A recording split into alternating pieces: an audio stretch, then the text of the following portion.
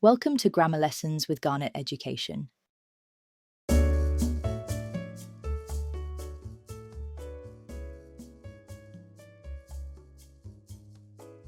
We use to be to make questions and negatives. In sentences, we use am, is, and are, plus an adjective or a noun. He is tall. Whoa! We make negatives with am not, is not, and are not. It's not an apple. It's a banana. Sorry, Mum. I'm not hungry. No thanks.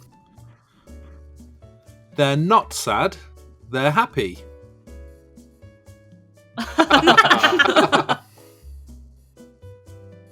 To make questions, we change the order of the subject and be. Is he tall? Whoa! How tall are you? Are you sleepy? No, I'm not. Is that a banana? We make negative questions with isn't and aren't. Isn't it finished? No, not yet.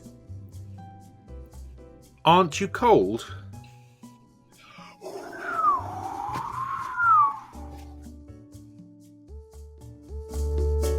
Thanks for watching.